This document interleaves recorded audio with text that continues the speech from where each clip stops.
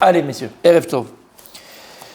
Alors, on va faire Bezrat Hashem Rav Dessler, tome 5, page 160. Pour ceux qui allaient voir là-bas sur place, en hébreu, bien sûr. En français, je ne sais pas c'est quoi. Le Rav Dessler va nous expliquer la Gemara dans Maseret Souka. J'amène la Gemara, après on fait Rav Dessler. La Gemara dans Maseret Souka, le dernier Perek, tout le Davnou, Nounalef, Nounbet, tout ça, surtout Nounalef, Amoudbet et Nounbet, elle parle du Yetzarara. D'accord? Pas du Yetzara, la force du Yetzara, Koché Yetzarara. Et à un moment donné, la Gemara dit comme ça, et ça c'est pour mon ami Rabbi Moïse, que j'aime tellement. La Gemara dit comme ça, Darash Rabbi Avira, Veitemer Rabbi Shoben Levi. Ah, nous y voilà. Il a été Doresh Rabbi Avira, donc il s'est séparé Avira, hein, Avira, et ça c'est Rabbi Shoben Levi, c'est son nom. Shiva Shemot Yesh Lo Yetzarara. Le Satan, il a 7 noms.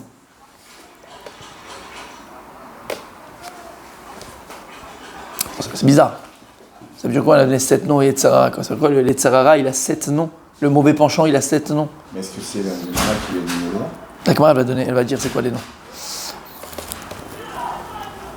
Bon, la Gemara lui dit qu'il a des noms. J'ai besoin de savoir quel nom il a, que ça va m'apporter à moi, est-ce que ça a un sens, Birkla, de donner un nom Yetzarara? Alors, bien sûr qu'il y a un sens, on va l'expliquer. Akadosh Baruch Keraora. Hachem lui-même, il a appelé Yetzarara Ra. Un des noms du Yetzara, c'est Ra. C'est quoi Ra? Mauvais.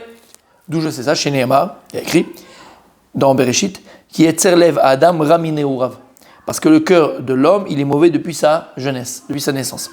Et ça va à l'opposé total de ce qu'il disait un grand philosophe. L'homme est bon à l'état de nature, mais c'est la société qui le pervertit. Les philosophes pensaient que l'homme, quand il naît, il est bon. L'homme, il est bon. Mais comme il naît dans une société qui est pervertie, qui est mauvaise, l'influence de la société le rend mauvais. La Torah dit non.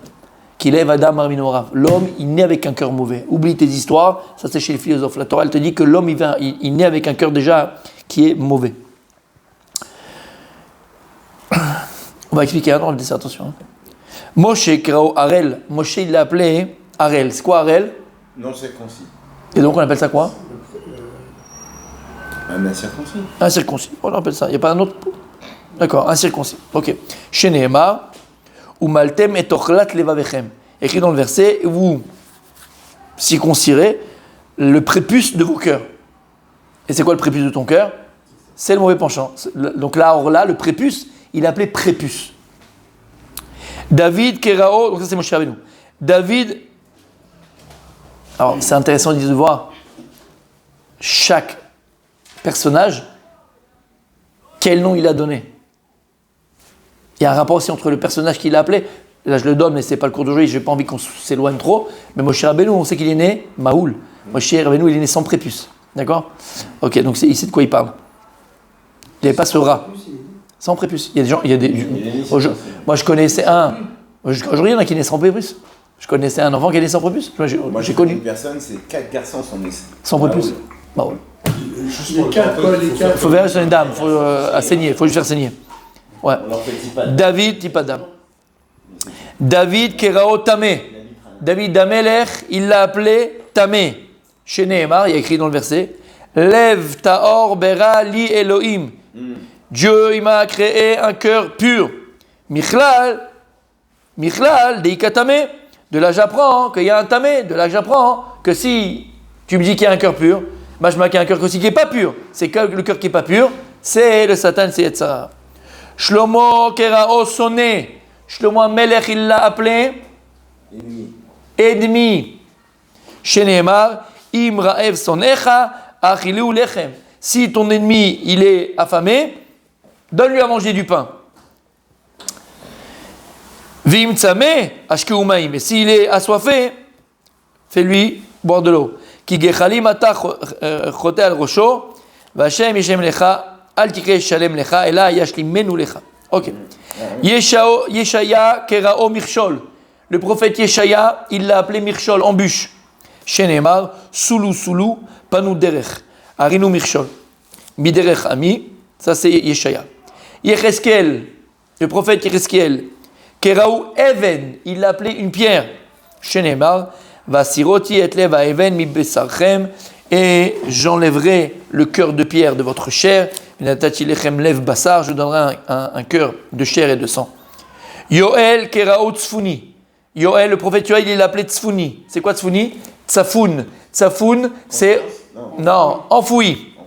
Enfoui, caché, enfoui.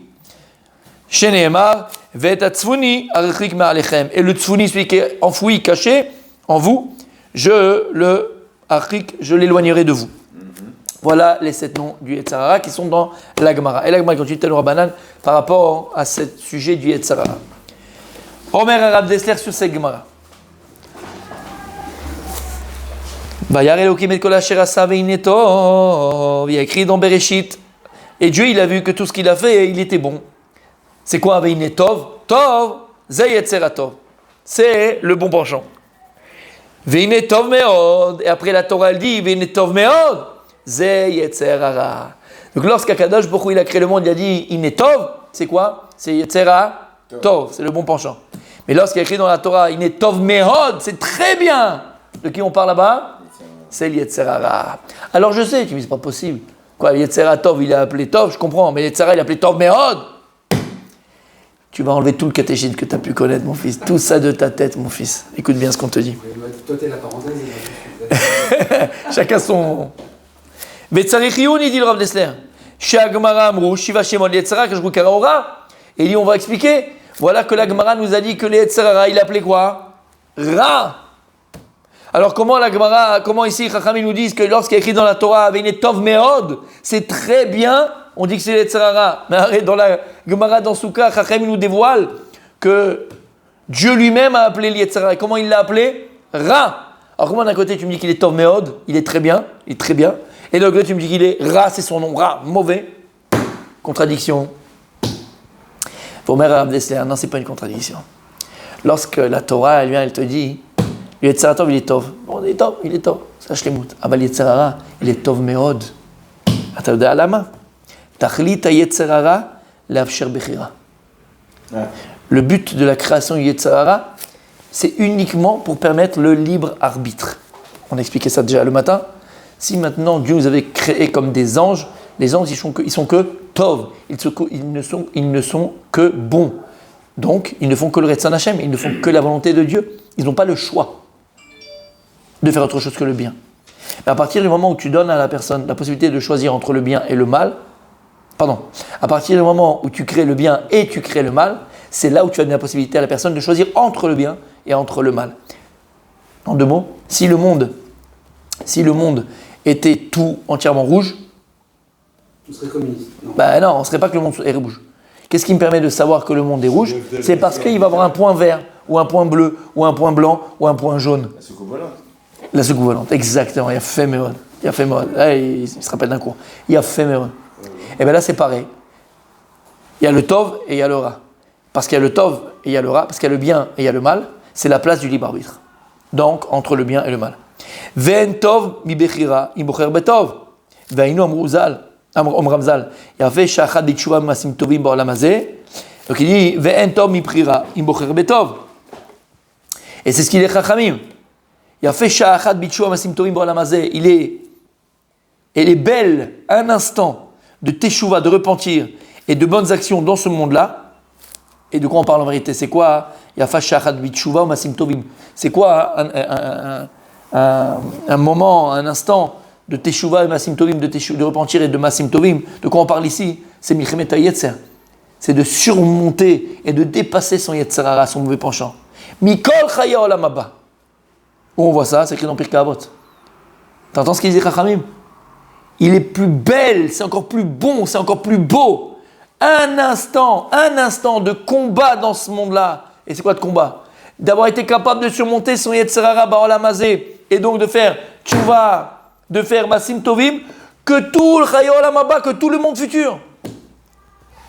Et parce que dans le monde futur, la guerre elle est finie, Habibi. Il n'y a plus de yetzer hara, il n'y a plus la bechira entre le bien et le mal, il n'y a que le bien. Et Chachamim te disent, si l'homme il savait Béhémet, si l'homme avait conscience du cadeau qu'Akadosh Baruch Hu lui a octroyé, en lui donnant le yetzer hara, en nous donnant le yetzer hara, Akadosh Baruch Hu, il a fait qu'on est au-dessus de toutes les créations. C'est pour ça qu'il appelle Tov Meod. Il a fait, t'as compris tout seul. Oui, mais non, c'est bon, t'as fait le raisonnement tout seul. Depuis tout à l'heure, j'attends. Il a fait, t'as compris. D'accord? Si l'homme avait conscience du cadeau qu'Akadosh Baruch Hu il nous a fait, de nous créer, nous donner le Yetzer Hara, Behemet, il a fait, Sha'achat, ou Masim Toim Ba'olam Hazeh. On devrait ressentir Behemet profondément, vraiment et profondément. Ce Sha'achat, quand tu es dans une situation, dans un élan de repentir, dans un élan de Masim Toim, quand tu fais des choses bien, des choses constructives, des choses positives, et tu as dû te battre pour les faire, pas de manière naturelle, où tu as eu des mirch.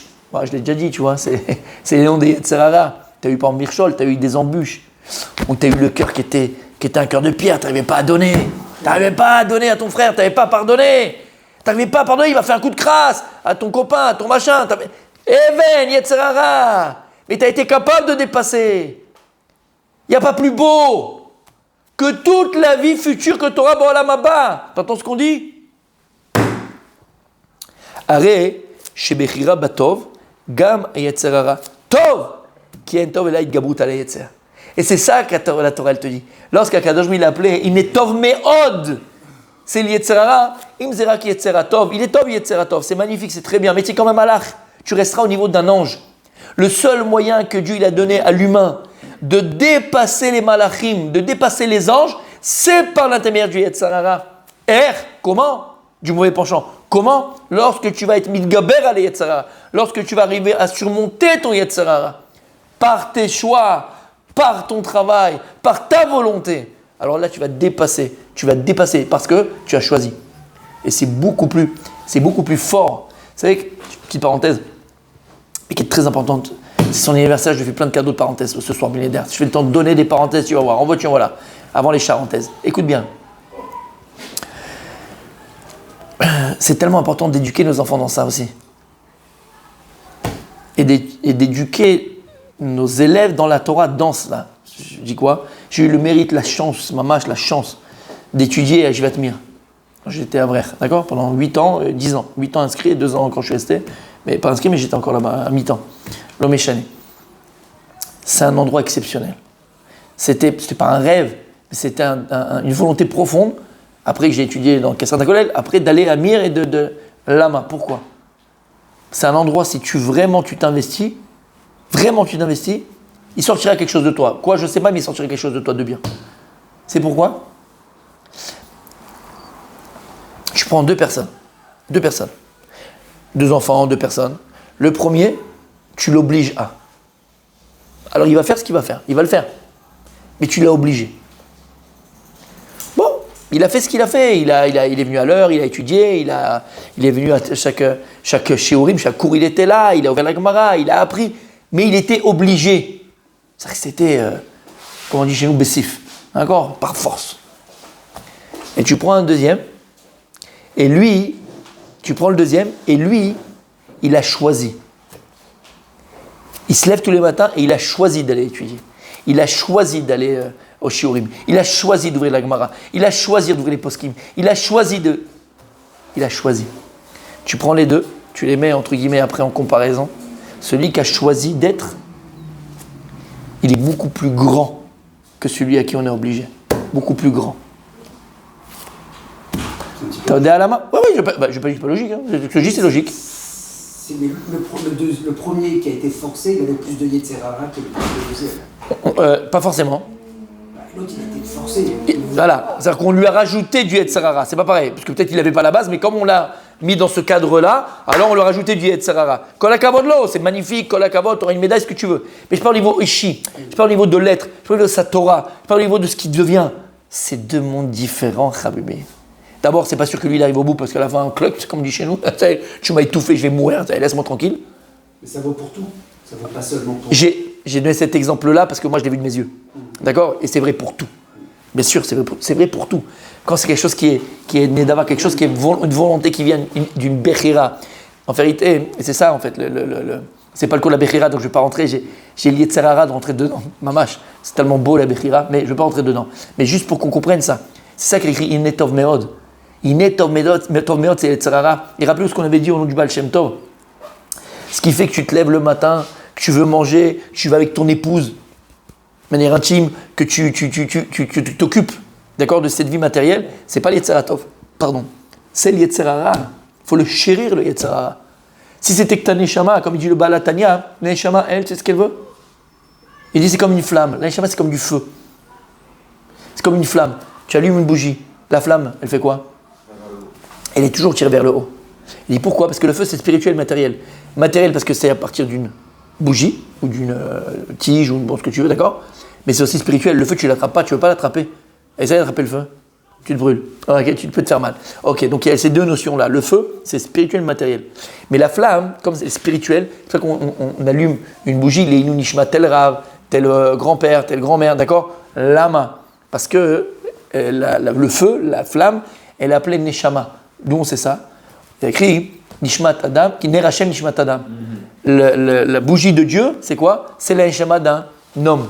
Et donc on voit que cette notion de Neshama et de feu. La Neshama, c'est une énergie en fait, la Neshama. Et le feu, c'est de l'énergie aussi.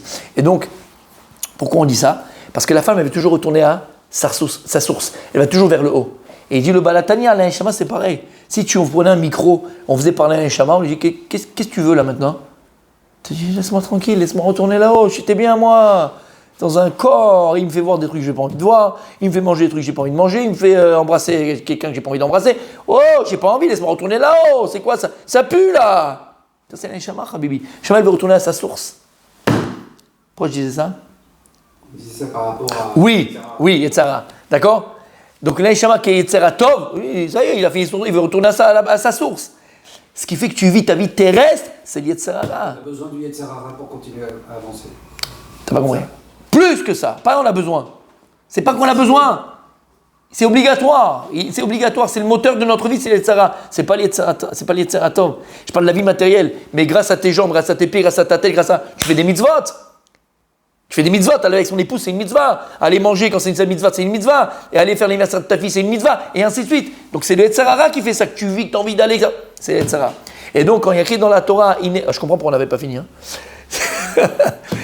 D'accord? Quand il y a écrit dans la Torah, il dit Rav Dessler, Vine Tov Meod, la Chenza Yetzara. C'est pour ça qu'on dit que c'est Yetzara, c'est le mauvais penchant. Tu as compris pourquoi? Il n'y a pas plus Tov Meod que le Yetzara, que le mauvais penchant. C'est grâce à lui que tu existes. Matériellement. Exactement, matériellement. Et donc spirituellement aussi. Pas que matériellement, mais non, spirituellement. C'est la Teshuvah. Teshuvah, Masim Tovim. C'est lui qui te permet aussi les Masim Tovim. C'est lui qui te permet la Teshuvah. Et donc c'est écrit dans la Torah, il est Tov Meod, parce qu'il a permis la Bechira. Et la Bechira, c'est ce qui permet d'être. On avait parlé de Descartes qui me jouait beaucoup au poker, rappelle-toi. Et lui il disait je pense donc je suis. Alors on avait dit que c'est vrai à moitié. C'est vrai que le début de l'être, c'est la pensée. C'est vrai. Mais la Torah, elle ne s'arrête pas à ça. La Torah, elle dirait une phrase, d'accord, pour exprimer c'est quoi être, la Torah, elle dirait je fais donc je suis. Et plus que ça, je choisis donc je suis. Ce qui permet le fait d'être, de devenir, de se réaliser en vérité, ce sont nos choix. Donc je choisis, donc je suis. C'est bon jusque-là? Voilà, Inetov Meod. Ok. Continue le Rav Dessler et il nous dit Abal Tsarichiyun, il faut qu'on réfléchisse un petit peu en profondeur. Imken Lama Davka Kadajru Keraora. Alors pourquoi Hachem, lui, on a compris pourquoi la Torah l'a appelé Tov Meod. Inetov Meod, c'est très bien, c'est Yetzirah. Alors pourquoi Dieu il l'appelait Ra? Après on dit qu'Hachem il appelait Ra, mauvais. Umayan Shivat Hashemot Amnoim Sham Agmara. Il dit maintenant pourquoi la Gemara nous dévoile que Yetzirah il a 7 noms, que ça ne va pas porter moi dans ma vie. Super, allez, super, il y a des panneaux, non? Sugia zo chashuva meod. Il te dit, Rav Dessler, sache que cette Gemara là, elle est très importante à comprendre. Tu ne peux pas passer à côté. Si tu passes à côté de cette Gemara, tu passes à côté de ta vie. Yadoua Ma'amaro shel Rabbi Eben Ezra, dans Shemot. Quelle phrase! Il disait le Eben Ezra. Pourquoi il dit Rav Dessler qu'elle est incontournable, cette Gemara, d'être compris, d'être vécue? Et il disait le Eben Ezra, Amakir et Yetzro, Makir et Yotzro. T'as compris le jeu de mots? Amakir et Yetzro, Makir et Yotzro. Quelqu'un qui connaît son Yetzerara, c'est quelqu'un qui connaît son créateur. Amakir et Yetzro, c'est Yetzerara. Makir et Yotzro, c'est son créateur. Tu comprends ce que ça veut dire? C'est-à-dire que tu ne pourras jamais prétendre connaître Dieu si tu ne connais pas l'Yetzerara. C'est fou ce qu'on est en train de dire là. Yetzirara ou défaut? Yetzara, le mauvais penchant. D'accord? Après, ça va toucher plein de choses, mais raison de Yetzara. Donc, tu peux pas prétendre connaître Dieu. Si tu es au monastère, non, j'ai fait comme ça, Stam. Si tu es au monastère, si tu es entre quatre murs là-bas de la chapelle, tu peux pas connaître Dieu. Tu peux pas connaître Dieu si tu n'as pas une femme. Yetzara. C'est Yefshar. Donc pour connaître Dieu, il faut connaître le Yetzara. Arbe meod madrigot beze. Et il dit il y a beaucoup de niveaux dans ça. Agmara mona et hashemot milema lemata. La Gemara, elle nous énonce les noms du Yetzara par rapport à sa force suprême jusqu'à la force moindre du Yetzara. Donc lorsque la Gemara a commencé, elle dit Dieu il appellera, c'est-à-dire que là c'est le nom le plus puissant et la force la plus puissante qu'a le mauvais penchant. Et plus on va dans la Gemara, et plus dans le texte, et plus on descend de niveau. C'est un niveau plus bas. Akajou Karo comme ça, Moshe il est appelé comme ça. Et lui il dit, Rav Dessler, on ne va pas faire dans le sens de la Gemara, du plus mauvais au moins mauvais. On va commencer du moins mauvais au plus mauvais. C'est bon? Ok. Et avant de commencer, le premier, juste comprendre. On a posé la question, pourquoi est-ce que la Gemara nous dit que l'Yetzara il a 7 noms? Juste pour comprendre, c'est quoi le Inyan des Shemot? Quand la Gemara vient nous dit que l'Yetzara il a 7 noms, Sheva Shemot, 7 noms du Yetzara, en fait, c'est quoi le nom? C'est quoi le nom? C'est une désignation. C'est sa mission. Il dit le Rav Dessler que le nom, on va parler des noms des personnes, c'est la Maout Aouchanit chez la Ben Adam. Le nom d'une personne, c'est son essence spirituelle. C'est ton ADN spirituel. Et dans ton nom, il y a ta mission. Dans ton nom, comme il a dit Rabbi Moshe, dans ton nom, il y a ta mission. Mais c'est l'essence spirituelle de l'être. C'est pour ça que c'est très important d'avoir un nom juif, hébraïque. D'accord? Très important. Parenthèse, je t'ai dit, tu en auras plein, mais je vais te faire le maximum de parenthèses pour te faire un cadeau. D'accord? Lorsque tu as des. Tu sais, vous avez les petites vidéos du Rabbi, c'est Vracha, où les gens y passent, ils demandent des choses et tout est filmé. Et à chaque fois qu'une personne elle venait, il lui demandait son nom, elle disait, je m'appelle Thérèse, par exemple, Teresa, je m'appelle Teresa, ok? Sur place, lui, il changeait son nom. Sur place, le Rabbi dit, non, c'est quoi, il n'y a pas de haine. C'est des trucs, voilà, comme ça, tu vas t'appeler Rivka, tu vas t'appeler. Sur place, lui, il changeait son nom. Lama, l'importance du nom. Le nom, c'est l'essence spirituelle de l'être. Ça veut dire quoi? C'est-à-dire que tu vas tirer toutes tes forces de ton nom. Et c'est pour ça que Behemet, par exemple, il y a un dénominateur commun entre tous les David. Alors ça ne veut pas dire qu'on a la même mission, que c'est les mêmes personnes, mais il y a un dénominateur commun. Il y a des traits de caractère qui se ressemblent à tous les Dan, à tous les David, à tous les Moshe, à tous les ainsi, et à tous les comme ça. Il y a Lama. Le nom, il est puissant. Rabbi Meir Balanes. Rabbi Meir Balanes, la Gemara nous dit dans...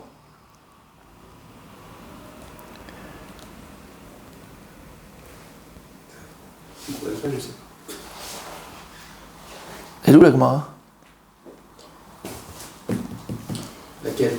C'est quoi? Mais quel vous voulez? La Gemara, elle est... Surtout que vous l'avez- Si je ne me trompe pas, la Gemara est dans Yoma. Si je ne me trompe pas, ou Menachot ou Yoma, mais je crois que c'est plus Yoma. La Gemara raconte Rabbi Meir, il était Bodek Bashemot. Rabbi Meir, quand il avait une affaire avec à des gens, il demandait c'est quoi ton nom. Et en fonction du nom, ça ne veut pas dire que c'était assuré que la personne était comme ça. Mais il prenait ses précautions. D'accord? C'est Rabbi Meir. Il donnait l'argent au tavernier. Là. Exactement, Maïm Acharonim, c'est là le premier Acharonim. Exactement. Donc, d'accord, le nom, il a une signification. Et d'ailleurs, c'est les parachutes qu'on a vus. D'accord? Lorsqu'il a écrit, et Dieu dit, Ele Toldot Shamayim Baaretz Beibaram. Voici l'histoire du ciel et de la terre quand ils ont été créés. Beibaram, lorsqu'ils ont été créés.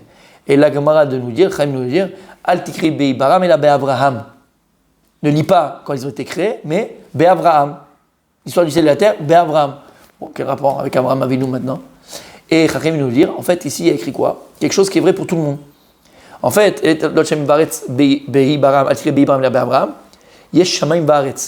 y a dans le ciel Abraham et dans sur terre Abraham. Ça veut dire, lorsqu'un enfant est né, les parents vont nommer l'enfant. Et Chaim de nous dire que lorsque les parents vont nommer l'enfant, c'est 1/60 de prophétie. C'est 1/60 de névoie. Pourquoi? Pourquoi on appelle ça de la prophétie? C'est quoi la prophétie? La prophétie, c'est quelque chose qui existe déjà et Dieu va lui donner à la personne en image, en texte. D'accord? Dieu va dévoiler la chose au prophète, en chalom, au prophète. Alors c'est vrai que les parents, quand ils nomment l'enfant, alors c'est 1/60 de prophétie. Parce qu'en fait, le nom de l'enfant, disait Chachamim, il est déjà appelé dans le ciel par Kadosh Baruch Hu. Akadosh va nommer la Neshama qui va venir dans un corps, et Dieu va nommer. C'est ça qu'il y a écrit par exemple, Moshe Rabbeinu de la Torah Minayin, la Gemara est dans Choulin.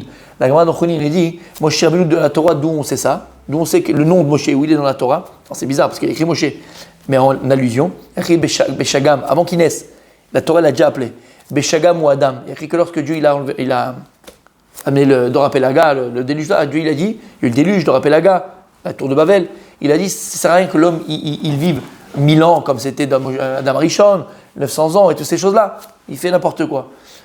Donc maintenant l'homme il va vivre 120 ans. Et il dit Beshagam, c'est quoi Beshagam? Bet, Shin, Gimel, Mem, ok? On a le Shin, on a le Mem de Moshe. Gimel et Bet, Beshagam, 3 et 2, 5, c'est le He, ça fait Moshe, la Gemara dit dans Choulin. Et pourquoi? Parce que Moshe Rabbeinu, entre guillemets, c'est lui, on dit 120 ans. Il a vécu combien Moshe Rabbeinu? 120 ans. C'est pour ça qu'il écrit 120 là-bas. C'est qui on parle de Moshe Rabbeinu? On te dit par exemple, Aman Minatora, Aman, Mordechai, Aman, Achashverosh, Minaïn. D'où on apprend Aman dans la Torah? Haminaetz. Lorsque Dieu il a dit à Adam Rishon, au premier homme, est-ce que tu as mangé de l'arbre interdit? Haminaetz, c'est Haman, Aman Minaetz. Et où il a été tué Aman? Sur l'arbre. C'est l'arbre de la connaissance. C'est le même arbre de la connaissance. D'accord? Ok. On dit Esther Minatora Minaïn. Et ensuite, Esther a tiré de Panaï, je cacherai mon visage à ce moment-là. Et donc c'est Esther. Donc la Torah, et qu'est-ce que la Torah veut nous apprendre par là? En vérité, lorsque nos parents nous nomment et nomment un enfant, c'est une prophétie. Et l'enfant, il a déjà été appelé par Kadosh Baruch Hu. Pourquoi? Comment?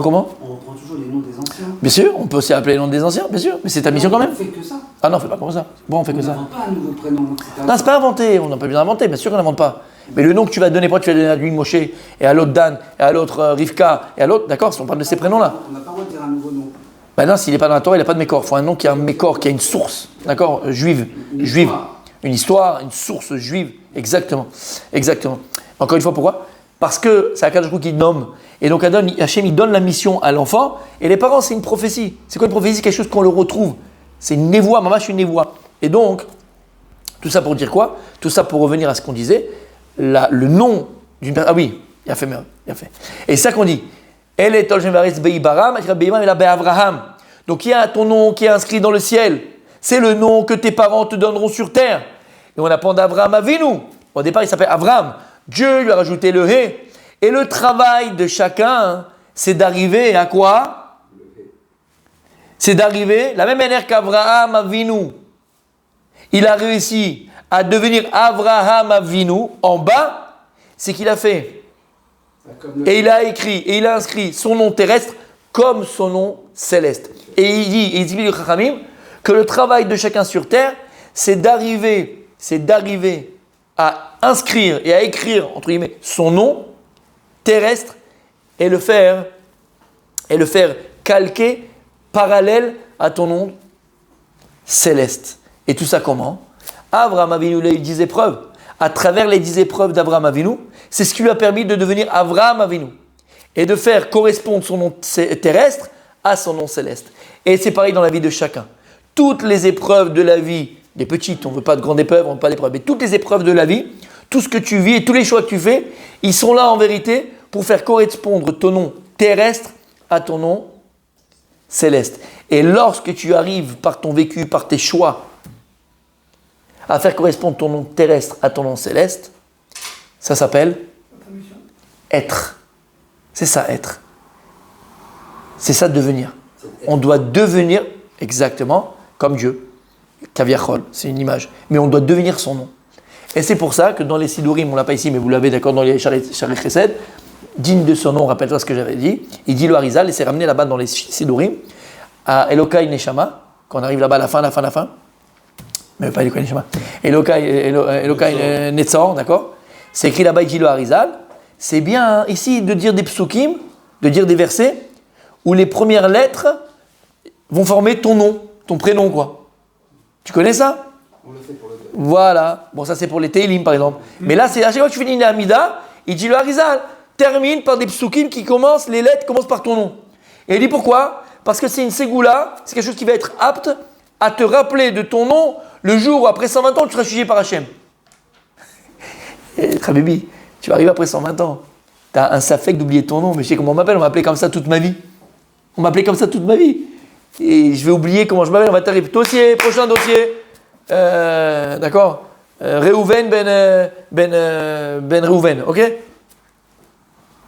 Je vais oublier comment je m'appelle? Non, tu as compris ce que ça veut dire maintenant. C'est pas que tu as oublié comment tu t'appelles, c'est que si jamais de ton vivant, tu n'as pas réussi à devenir ton nom, ben après ça maintenant quand tu vas être là-bas, on va t'appeler, tu sais pas qui t'es.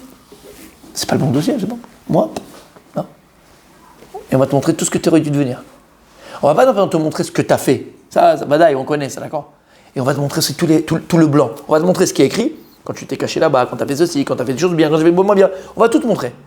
Et puis à un moment donné, tu me dis, attends, mais je sais pas, là, il y a tout un chapitre qui a été effacé. Il y a écrit chapitre 3, mais il y a rien, il n'est pas écrit. Ah bah ouais. T'as pas réussi, fils. C'est blanc. Et c'est ça qu'il dit le Harizal pour ne pas oublier son nom.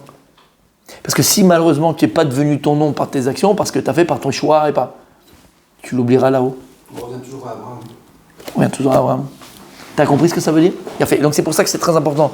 Alors si on comprend au niveau des humains, c'est vrai pour tout. Parce qu'à partir du moment où tu donnes un nom à quelque chose, tu le définis. Et la définition de ce qu'il est, c'est son essence. Ok. Alors on va essayer de faire quand même un ou deux, pour essayer de... Ok. On va du plus petit au plus grave. Ashvi mimala lemata, vainu arishon mimata lemala, ou Hashem shikerao avenavi Yoel. Donc le premier, du bas vers le haut, c'est ce que le Navi, le prophète Yoel l'a appelé. Comment il a appelé le prophète Yoel? Rappelez-vous dans la Gemara? Pierre, non? Tsfouni, tsafoun, enfoui, caché.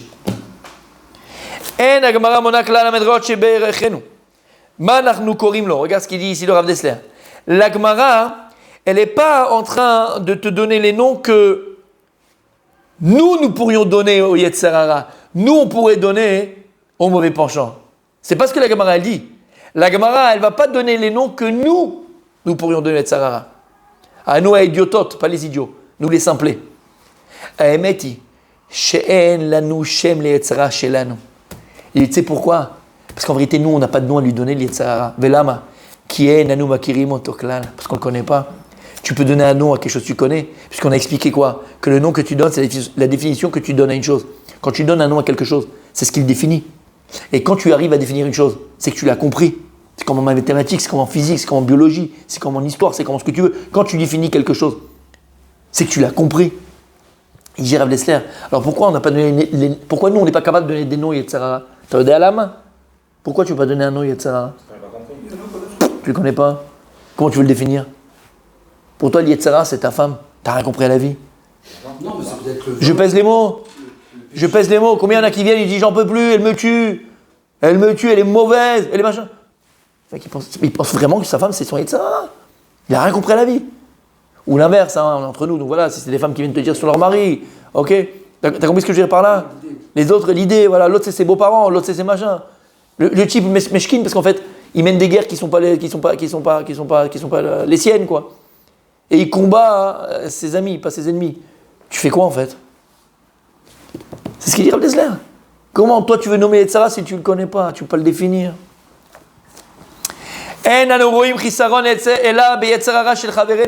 Parce qu'en vérité, la seule chose que l'on peut définir comme Yetzer Hara, c'est celui qu'on voit chez les autres.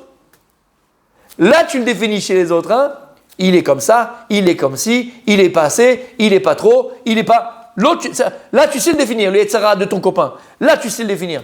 Tu es trop radin, il est trop nerveux, il est trop machin, il est trop... Chez l'autre, tu donnes des noms à son Yetzer Hara. Mais le tien, aval chez l'anou. L'autre, il réclame. Mais le tien, c'est même pas de quoi tu parles. Moi, Yetzer Hara, de quoi tu parles? Ani rotse, ani tsarich, vetu lomide. Nous, c'est je veux, je désire, j'ai besoin. Kilou, kol haemet vatsek imanu bazeh. C'est comme si toute la vérité elle était détenue en moi, quoi, ça, en nous. Nous, on a la vérité absolue. je connais tout sur tout, je suis infaillible, tu peux pas me faire tomber, tu peux pas me piéger. Par contre, toi, fils, va voir un psy, quoi, parce que t'en as un, ou des casseroles derrière toi. Ça sent pas bon, hein. Là-bas, rien. C'est ça le problème. Ven lanu shum shem abur yetzrenu klal. Et donc il dit Rav Dessler en conclusion de cela, donc ne cherche même pas. On n'a pas de nom, nous, à donner à notre Yetzirah. Attendez, alama, kitzafun venistaru mimenu. C'est ça qu'il dit Yoel. Le premier darga, le premier niveau du Yetzirah Tzafun.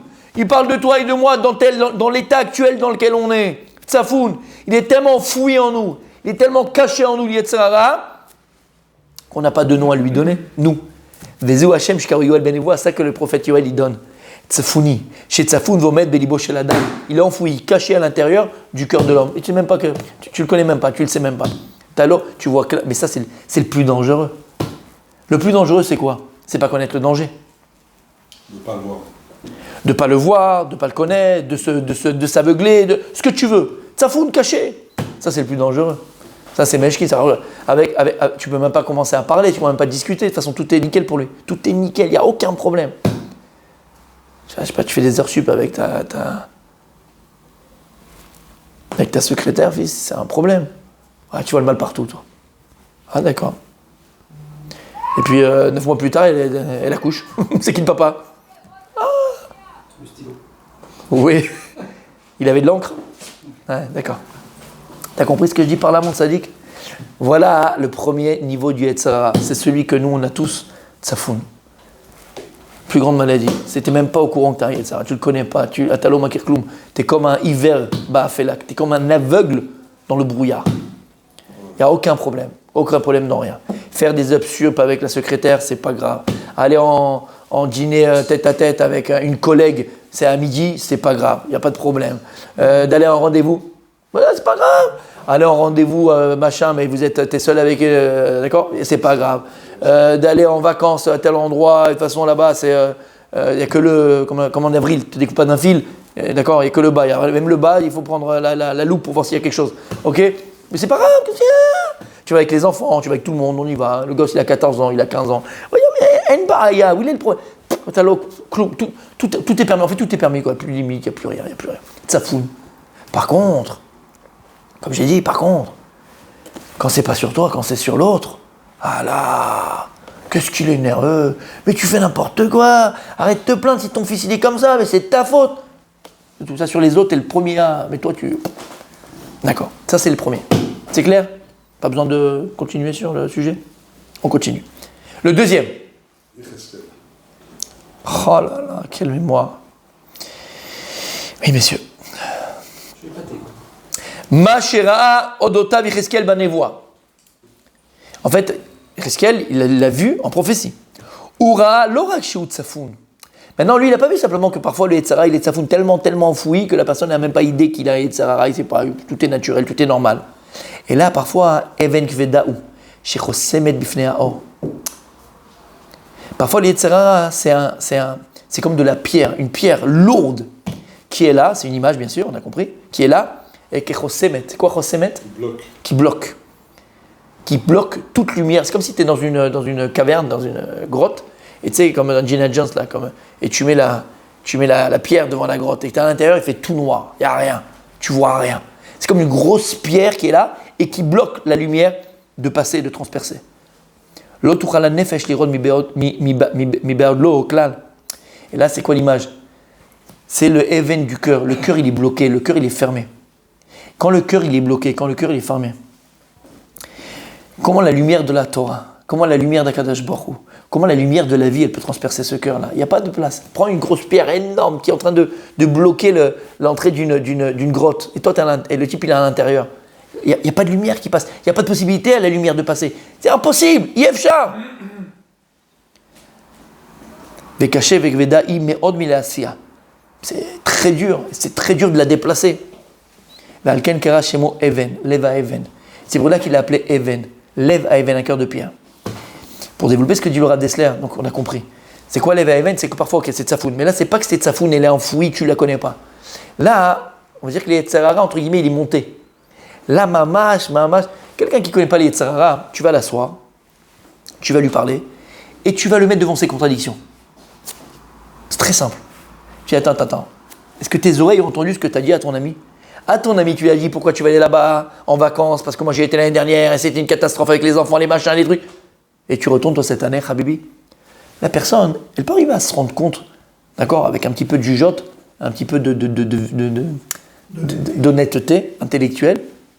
Oublie spirituelle, honnêteté intellectuelle. Bon, c'est vrai que c'est un peu contradictoire. Et il peut commencer à comprendre, il peut commencer à s'arranger. Lama, parce qu'il écoute. Il est capable d'écouter. Et quand il va être capable d'écouter, avec une Torah qui sort, Bezrat Hashem, d'une bouche vraie, d'un cœur vrai, comme il y a écrit, avec, tu peux influencer sur cette personne. Lama, parce que le cœur, il n'est pas bouché. Simplement qu'il y a un problème de contradiction intellectuelle. Il n'y a pas d'honnêteté intellectuelle. Quand tu le mets devant ces contradictions, s'il a un petit peu d'honnêteté intellectuelle, il va dire, bon, écoute, c'est vrai, il peut s'intéresser, il va évoluer. Et il peut, Bezrat Hashem, arranger sa vie. Et lorsque maintenant on est au 10e niveau, on n'est pas à Tsafoun. Là maintenant c'est Leva Even, le cœur de pierre. Je vais raconter ce que dit même le Rav Dessler dans un autre endroit. Il y a longtemps, il y a très longtemps, peut-être 15 ans, cette histoire. J'étais en France. Et il y avait un couple.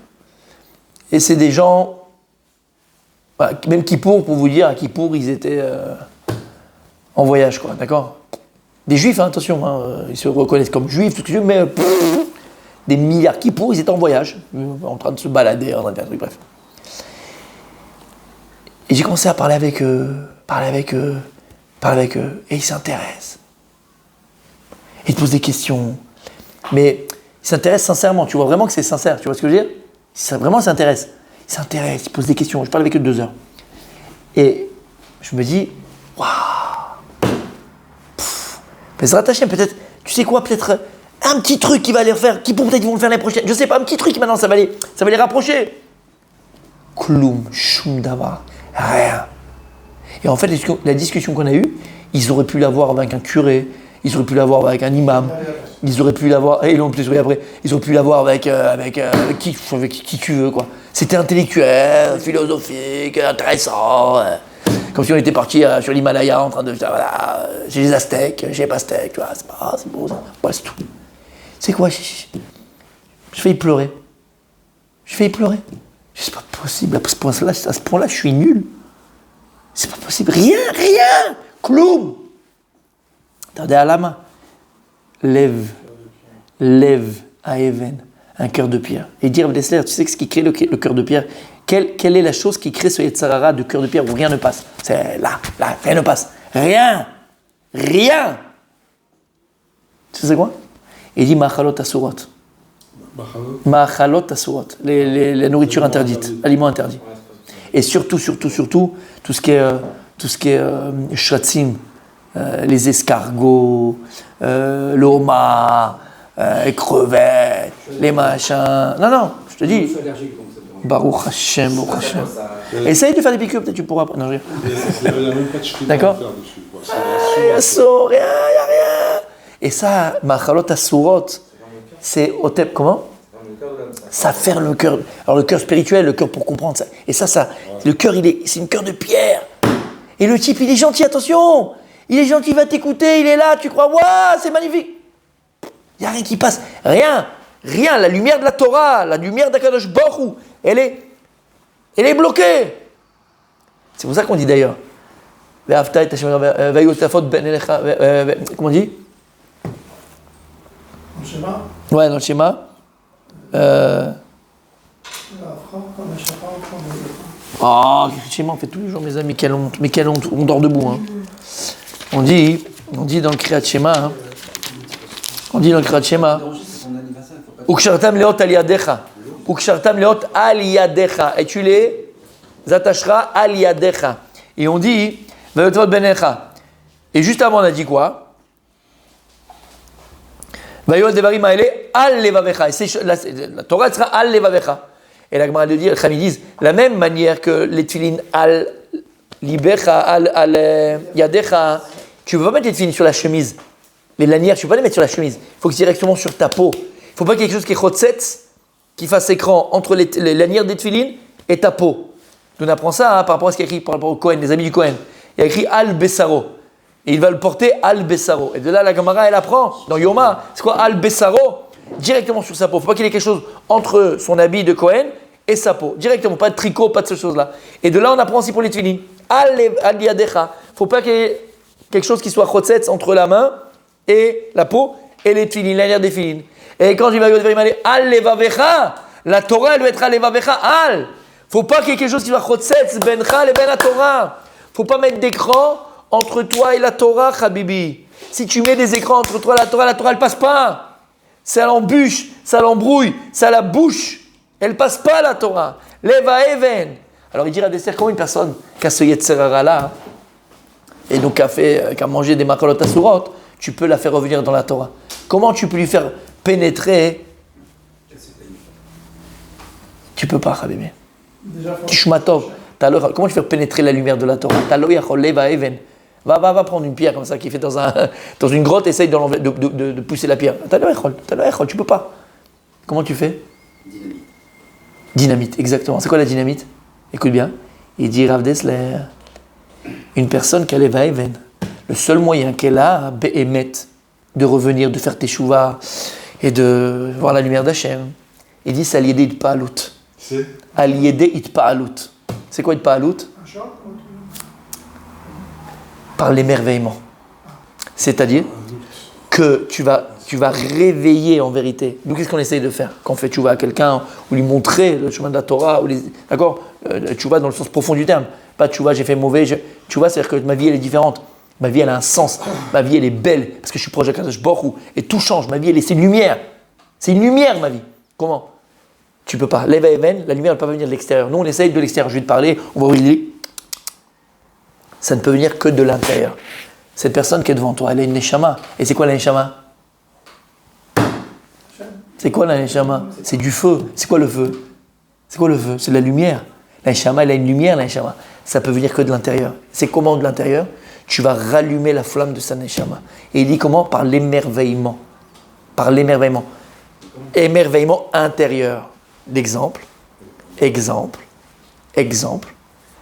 Toutes les paroles du monde, ça ne servira jamais à rien. Attendez, ce que tu fais? Exact. Tu l'invites chez toi Shabbat. Ouais. Écoute ce que je te dis. Tu l'invites chez toi Shabbat. Exact. Et le type, il arrive. Oh, lui, il a des milliards de kilomètres. Mais il est gentil, il va même venir. Il n'est pas méchant. Il est boucher. C'est quoi un boucher? Ok, voilà. Dans la viande. Et il va venir. Et puis il va avoir une table dressée avec des plus beaux couverts, avec 70 salades.